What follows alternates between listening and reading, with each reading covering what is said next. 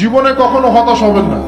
জীবনে যাই হয়ে যাক না কেন কখনো হতাশ হবেন। মনে রাখবেন, আল্লাহ আপনার রব, আল্লাহ আপনার সাথে আছেন ইনশাআল্লাহ। এই সমাজ আপনাকে যেভাবে শেখায়, কিভাবে শেখায়, এই যে স্কুল, কলেজ, ইউনিভার্সিটি, চাকরি, বিয়ে বলেন, আর তারপর ইন্না লিল্লাহি ওয়া ইন্না ইলাইহি রাজিউন, এই তো শেখায় নাকি?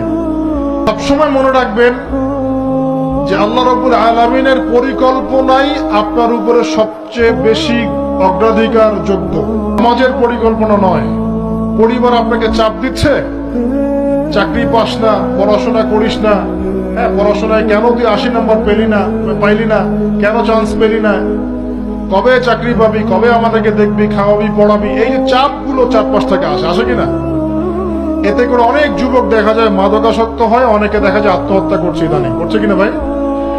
এই শব্দটা থেকে আমি এই পয়েন্টটা আজকে লিখেছিলাম যে ভুলেও আল্লাহর প্রতি বিশ্বাস এবং তাওয়াক্কুল হারাবেন না। সমাজ যেভাবে শেখায়, সমাজ চারপাশে যে চাপ আপনাকে দিচ্ছে, এই চাপে নিজে গা ভাসিয়ে দিবেন না। আপনি আল্লাহর কাছে দোয়া করবেন, আল্লাহর কাছে পথ চেয়ে নিবেন এবং আল্লাহর প্রতি তাওয়াক্কুল ভরসা করবেন। কখনো আত্মহত্যার পথ বেছে নিবেন।